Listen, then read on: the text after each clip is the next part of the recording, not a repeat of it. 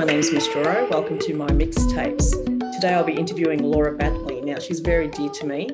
She's a new friend, but I've known her for 3 years, but for me, she's like a soul sister. So her background is actually art psychology. And then later on, she did art psychotherapy. And you know what? She did 12 years in the UK doing these services. Anyway, when she arrived here in 2019, just prior to lockdown, Melbourne lockdown, she started developing her energy healing skills as well as her shamanism. She's now launching herself to do transpersonal art therapy here in Melbourne. She's a colourful person. She's a brilliant person. I love her so much. And you will find her energy to be so high vibing that you can't get enough of her. We'll probably be doing multiple series moving forward when she has time to sit with me. And please excuse the noise in the background and also the disjointedness because we had real issues with Wi-Fi. So we thought, well, we'll have to do another episode later down the track. So if you like this interview, please like and subscribe. Please share as well for anyone who'll be interested in watching these videos. And I'll catch you then. Hi, Laura. How you going? Hey, Joe. How are you doing? Good. Yeah, no, I'm all good. It's my birthday. I celebrated it yesterday in Oz, but today in Ireland. So that's pretty awesome. So I've got 48 You would have hours. had a full-on last 24, 48-hour birthday going on. Yeah, it's pretty cool. Everything's just, I think, like I was saying to my hubby, I think it actually, you know, at 47, it's kind of one of the best birthdays I've had because I think I've just stepped right into my truth. I'm right here. Hello. Yay. So yeah, wasn't from that, Joe. I've got roadworks going on outside here. So if you hear some noises in the background, that's just them digging up the road. Yeah, over here they're chainsawing a gum tree. So it's really perfect timing. Perfect timing for this. Well, we're adaptable women. We'll work around it, but hey, we're great. 100%. Yeah, well, so tell us about your journey. How did it go? How did it start? How did I start? How did I start being me in the world? I know. Yeah. I reckon I want to go to the creative stuff because I think that's like, you know, my creative part has been just my driving force and stuff like that. And it's been really interesting because it's never like it hasn't been always in flow. So I think I'm remembering my dad just back in Ireland and he's handed me these. It's just like the most amazing present ever. I was 6. Yeah. And he handed me these, they were oil pastels and they were like the brightest colors. And I just was like, wow, like, and what I can do with these, you know, and I sat on the floor and I was just playing with them. And I figured out like that I could actually, you know, start to copy the paintings that I loved, you know, like sunflowers and Van Gogh or whatever, you know. So this is what I did. And I sit on the floor and I just like, you know, like madman, just, you know, do all these copying. And so that was how I started. And I think then, you know, something comes through you. It's like something starts to push you and say, hold on a minute, like you can go ahead and keep copying, or you can just try and be a little bit braver, you know, and figure out how you express yourself in the world. So so that was hitting teens, and you know what teens are like we all step into our full expression. Yeah, that's it. So I think at that point, you know, I think then I was like, I just was kind of filling up with the arts, you know, all the music. I was so lucky to be hanging about with some great musicians, you know, at the time. And what kind of music were you listening to? So we've got like, you know, Irish singer-songwriters, you know, Glen, Hansard, Mercury, like all Paddy Casey, all of the dudes, all doing amazing stuff in the world these days. And I was just lucky. I just kind of weaved in and out and got little snippets of their life and just absorbed their magic. And I was so blown away by how, you know, they were just in the world, just doing their thing. You know, it was so authentic. And oh God, so much fun. You know, we had so much fun. Like, so I think I have to claim I was definitely a groupie, you know. Yeah, groupie. And how did your parents feel all about this, you know, gallivanting around with all these dudes? Yeah, I got grounded quite a bit, right? And, you know, where is she again? Like, she's off down the country. You know, you. Oh, yes. Yeah. There was something in me. I just could not miss that gig, you know, whatever. And I've got luckily I got kind of quite a cool tribe back in Ireland, still amazing buddies, and we just always seemed to have the time. We never had any money. Like, God knows how we got there. Like, it was like, how did we even like rock up to this one, you know? Did you get and managed? Yeah, I wasn't sure in Ireland, but I know in Melbourne we used to have these VIP passes or nightclub passes or whatever passes you can find, and there used to be promoters and stuff, and they'll give you all these free. They have that back in your country as well? I'll tell you, what we had was like a guest list, but like you always have to do something quite embarrassing to get on that guest list. You know, it's like that's stories for another day. You know, you pretend you're like someone's girlfriend, or you know, I'm definitely like I'm a yeah. And they got, you know, you want to get in there. And, so yeah, with the guys and that whole influence, you know, of really just being with what's flowing through you, it was just fascinating, and I got really curious about that, I think. And I struggled then. It was really interesting. I really struggled to kind of translate that into my creative expression, you know, like as in I wanted to just, you know, I kind of got like almost like I'd sabotage it in a way, because I was striving, that's what it was. I was striving and not receiving, you know. And so my artwork was still just not, it was picture perfect, but not like really, so you know, as I got older then and was kind of leaving home, it was like I could use my art to sell to tourists, basically, you know. So you do these pretty Irish wildflowers, and the Americans love them, and so so that got me to continue my hanging out with the dudes and just partying right into my 20s. And we lived in a field one time, and we all were just creative together, and you know, spent a lot of time in a tribe.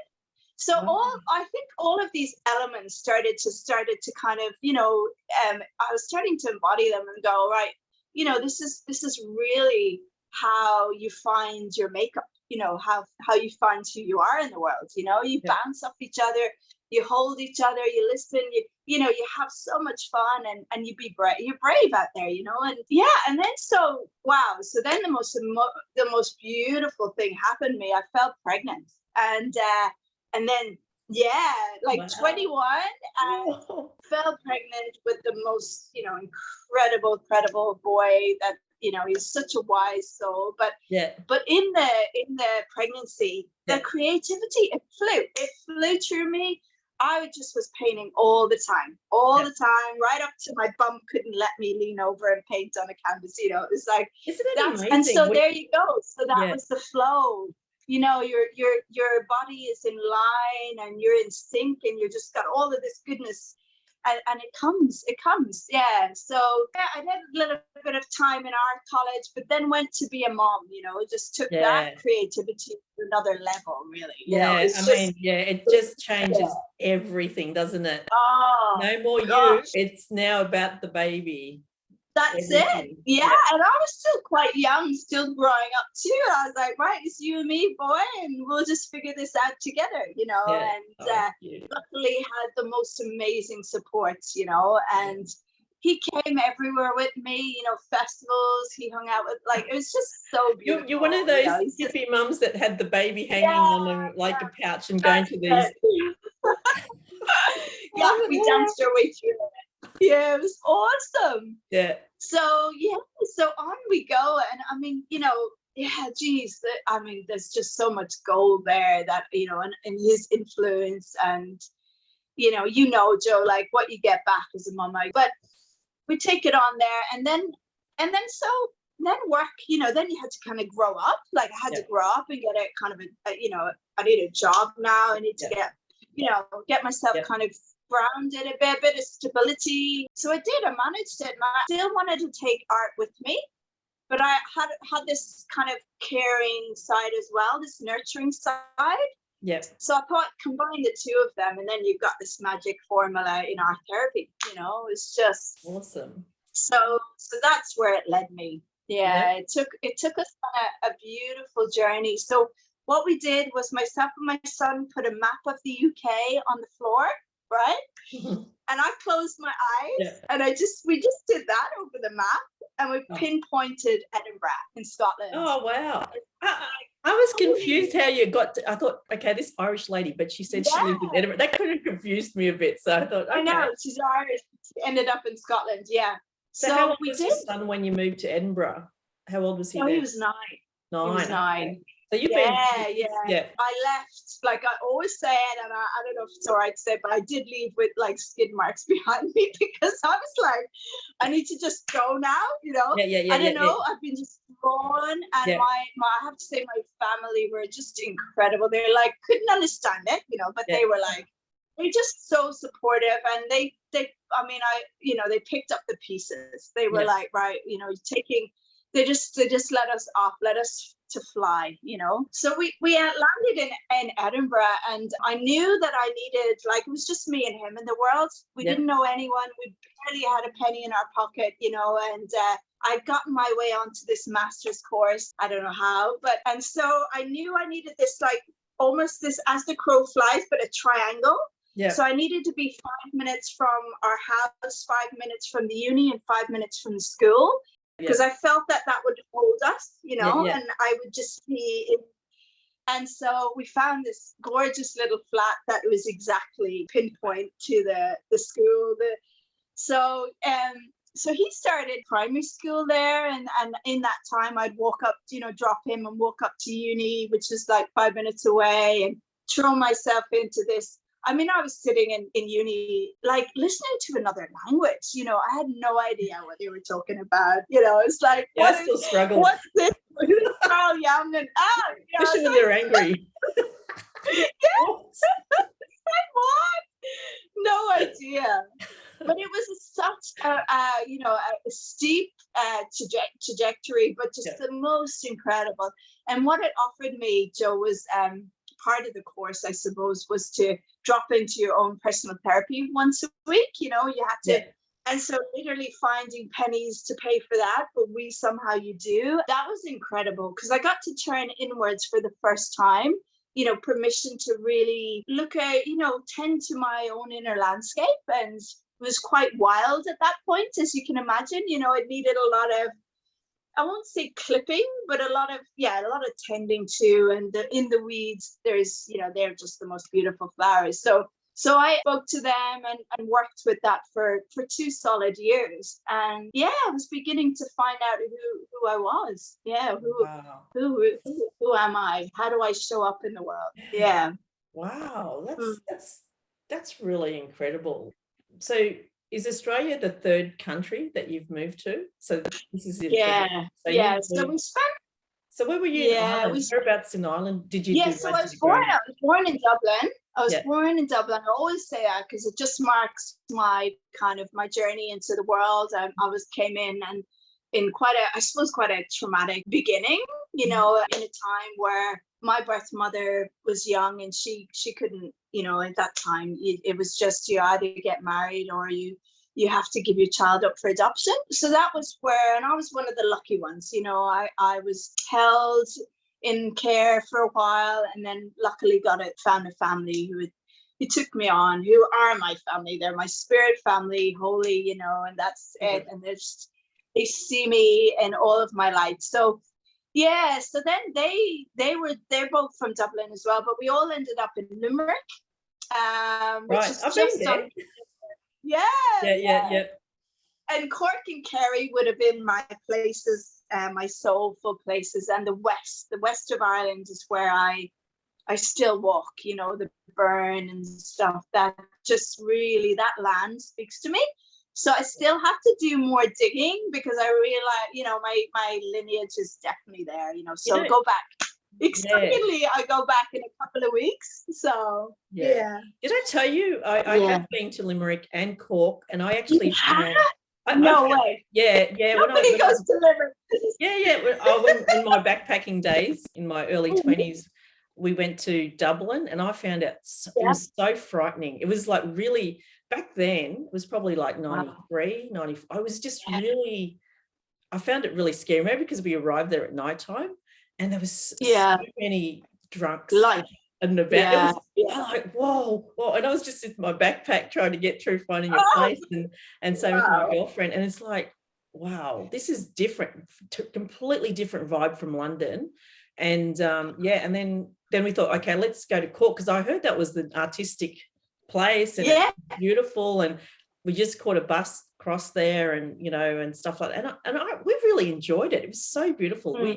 We hired some bicycles, and we were just going. My friend kept on, she couldn't handle the hills, and I just kept on cycling along. Yeah, it was awesome. Yeah. Like, with our backpacks. I love it. Wow. What a dream jump when you made it to Ireland. That's awesome. I did. I was the only one who caught that ferry across the from the UK over that didn't. It was funny because, the ferry's known to be, everyone gets seasick, right? Yeah. There was only me and another person, this old man who I reckon was a drunk anyway, who didn't get seasick. We were fine. Everyone was chucking their guts all over them, and we're like, what's the problem? Like, what's wrong with you folk? And I'm going, wow, I've got sea legs. But I was me and the old man, the only two that didn't throw up. I love it. Yeah, so you walk the land, the magic. It's absolutely beautiful. Just the rock fences. I don't know. We were there in our bicycles and stuff like that, and I'd love to go back. I heard so much about Ireland being, fairy port and everything. I would definitely go back again. Oh, well, we've got to go, girl. We've got to go and do it. And yeah. Like, when you get back, then we'll go.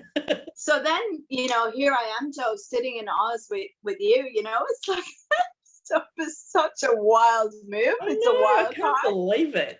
I know, and my poor hubby, because I think he's been asking a good 6 years. We're together about 10, and he started to plant the seed a long time ago.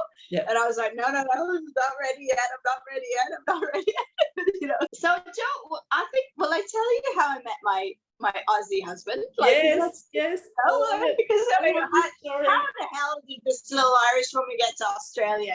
But this.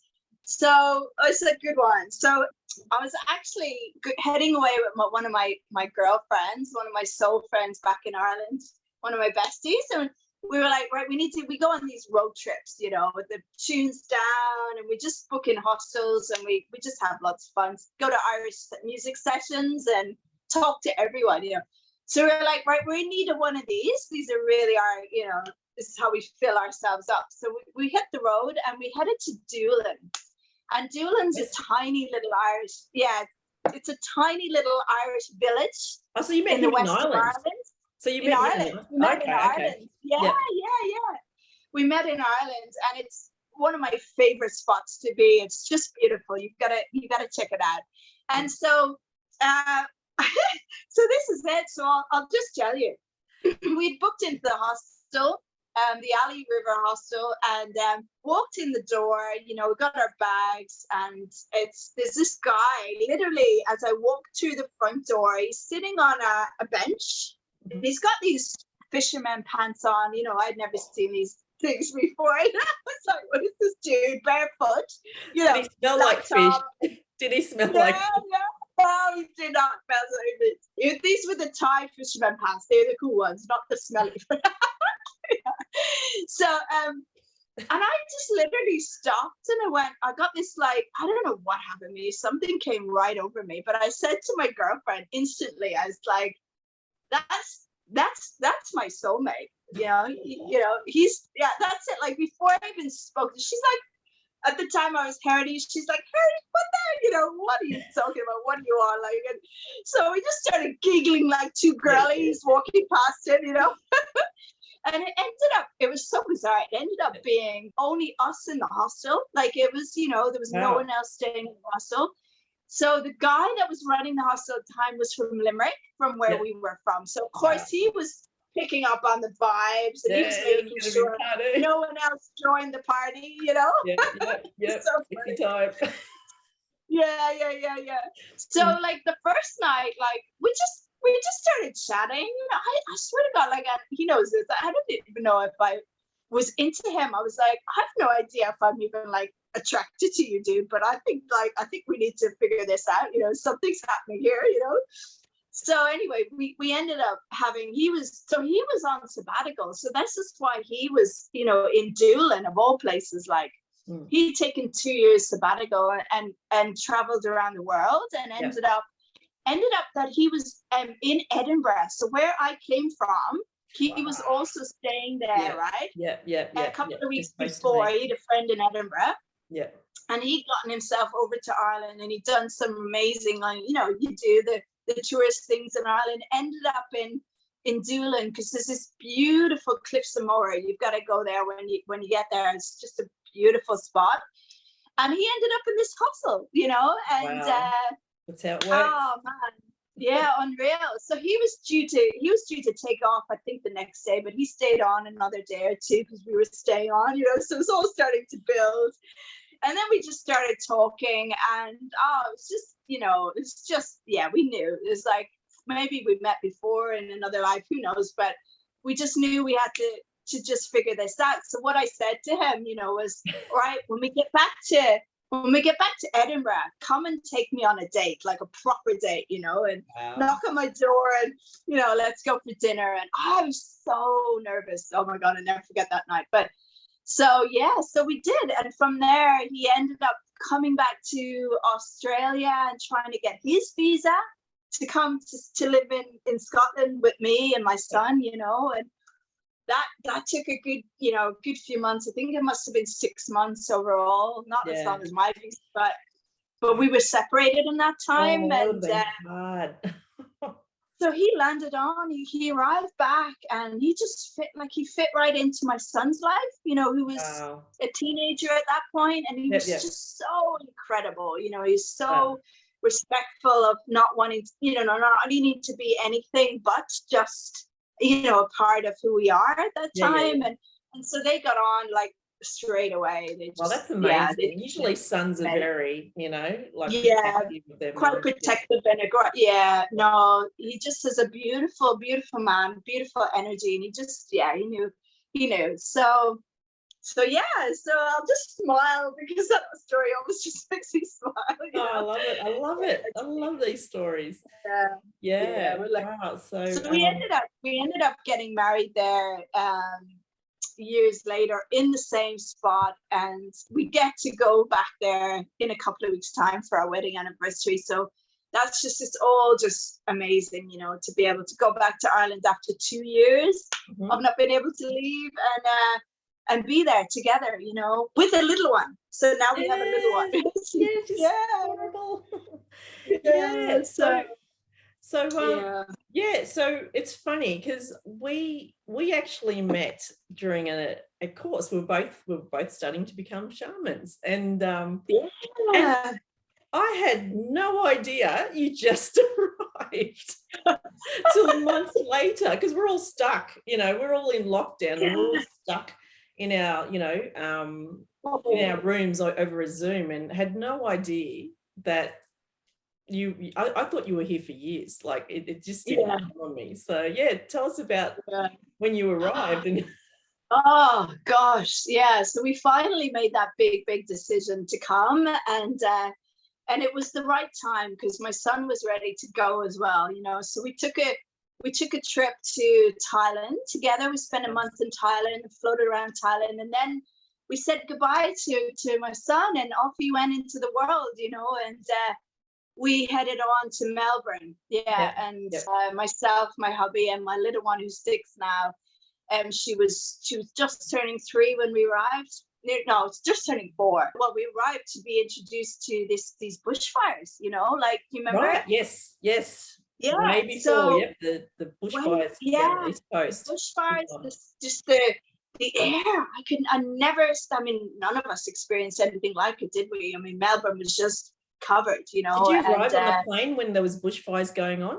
No, we were coming. No, we'd landed in Yarraville at that point, and, you know, settled in and walked out the door, and this is what was happening. You know, what was going on. It was it was just unreal. And then not too far after that, we all know what happened. You know, we all just had to spend a lot of time indoors. Yeah, and we thought that was tough.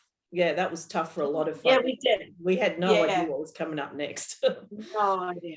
Wow. So I think then, Joe, for so many of us, it was kind of like, right, what do we do to stay connected to like-minded souls? Yeah. You know? It was a time to relearn things as well.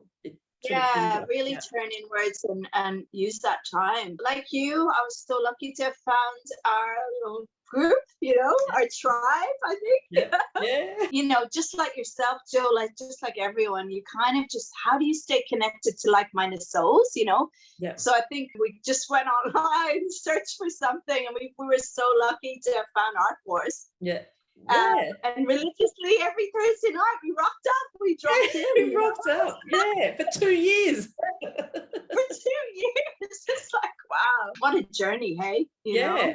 So this was all, we all met just shy of the lockdown, so then we're all stuck there and we're all in it together, and you haven't even seen, you just landed. I think I was still on this Celtic time. I hadn't even put my feet on this hemisphere, so that was really disorientating, for me. And then also I was in limbo because, I had to apply for my partner visa way before our trip out here. And then, we had to come at a certain time because my husband was coming back to family business, so we had to go out ahead of ourselves in a way. And so I put myself on a tourist visa, 12-month tourist visa. The irony of that, you get to Melbourne, you're like, yes, I get to travel, and you get to stay in lockdown. Your tourist visa that could go within the 3 kilometre. Yeah, that's it. Like, I 2 know hours a day. I mean, wow. There's no words. But so the whole cycle of that took 3 years, right up until, divine timing, speaking to you, because I've only literally yesterday started to work, so that whole 3 years, that's just amazing. So divine timing and just yesterday I started to, I won't call it work. I started to play in the world of what I do best. Yeah, that's been amazing, that whole 3-year cycle of just, I have to say there's gifts in everything if we look for them. And I think it allowed me to be mom and to be grounded in this new, incredibly different out here for me, for everything, so I needed that time. I did need that time. So grateful for it. So tell us about this lion. This amazing creature I got to meet on our journey. And Joe, it took me years to finally meet my power animal. And I remember the day he rocked up, I was like, whoa, Yeah, I remember that. Do you remember that? Yeah, I was like, big. He's big and he's just breathing on me. I'm like, is it a bear? I was thinking it was a polar bear or something. I've never done that. This is so what a beautiful companion.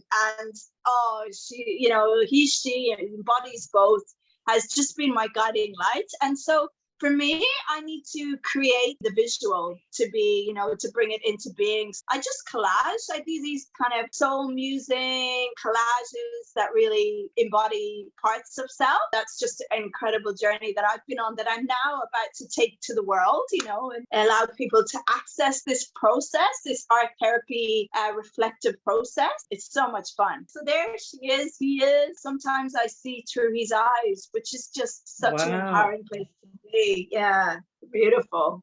Wow. Yeah, that's awesome. Yeah, I just, it's funny, Laura, because I never expected you'll have such a large spirit animal. I know. It was like, I was like a fox or a mouse or something not so powerful. That's very powerful. Yeah. Do you know, as you speak to that, Joe, I definitely I blocked him for a while because exactly the same thing. I was like, I think my unworthiness, my worthiness came right back at me, and it slapped me in the face a bit. And it was like, you know, it's that thing of, are you deserving of, you know, and so that was really, it took me a while to, you know, still takes me a while to kind of really own, you know, these parts of ourselves. So Joe, I'd love to share with you, you know, the poem of Awen that came to me, like, and I'll share it in its raw state, its organic state. But so here we go. So in that moment of impulse where you leap or retreat, a mystery is forming and it's within reach. Don't you know it? Like, you know, when you get that impulse or something, it's like, oh, what was that? What was that? What did I catch? So, and I'm beginning to like understand that it rises up from your depths, or it can call out in nature, you know, be in nature, and it can ignite at that moment, or it can just extinguish, right? It could just go, oh, it's gone. But like, it never vanishes altogether. It's still about, you can access it. And so when I'm receiving, I'm like, what's happening to me? So like, do your senses activate, right? Or does uncertainty stunt that growth? So does it like, do you get like a bit of a war, you know? Or do you wait? Do you wait for your courage to kindle? Do you wait like till you have like the courage to follow it? Or do you tune in? Does your essence glow? Like, does it like, is it glowing? Like, does it want you to just pounce? And so what I'm learning, what I'm receiving is like with Awen is like, in the stillness, there's like this beautiful active stillness that we can drop into. And I hear this whisper, I'm like, it's time to take that leap and then become a muse for your soul, right? Because divine inspiration it's your spirit in flow. It's all in flow. Yeah. So there you go. Like, so that spirit, that flow, that flowing out and flowing inspiration, you know, is available to us all. It's like, you know, but what I am beginning to just understand is that actually when you drop into that stillness, it doesn't have to be a beautiful meditative state. No. It can be a real active stillness of, you know, just reading and just that deep listening, and just catch the impulse. What's pushing through? What's wanting to be heard more than anything right now in that moment for you? Yeah. Like, what is it? And respond to it. You know, even if it's just to say, I'll clock you, I'll come back to you, or you've got that real sense of like, let's leap, let's see where this goes, you know? And so receive and step back from the striving a little bit more than what we do. Like we all need to live in this crazy world. So we need to be, you know, who we need to be. But there's moments, there's just these delicious nuggets of inspiration that awaits. And even if it's just that tiny moment, grab it and write it down and revisit it, play with it, let it be, and let it see where it takes you. So so I feel, you know, that's what I want to share with the world. That feels like my Laura, here we go. Yay! Come with me, come play. It's like medicine, isn't it? It's just so beautiful. Yeah. Oh, that's so awesome, Laura. We got so much to talk about. We do. We got to do this again, hey? Yeah, we have to. The Wi-Fi is going a bit nuts at the moment, so it's right. So we're definitely going to have to do a 2, 3, 4, and 5 part. We'll just keep talking, girlfriend. We'll just keep. That's what soul sisters do. Yes. Yes. So much. We can talk for days, weeks, months, years. Yeah. Yep. But thank you for this opportunity, Joe. I mean, you know, it's like, it's a real amazing way to celebrate my birthday as well. Just to birthday again. Reflect on that, and we'll catch you soon, soul sister. Yeah, we've got to do this again really soon when we don't have the chainsaw going on, the construction across your road, and whatever Wi-Fi blockages that we're getting as well. So. More power to us, because we're used to all these obstacles, and we find a way to adapt. So that's it. That's what maybe it's our frequency that's just zzz, zzz. Yeah, I think it's like backwards. High vibing, girlfriend.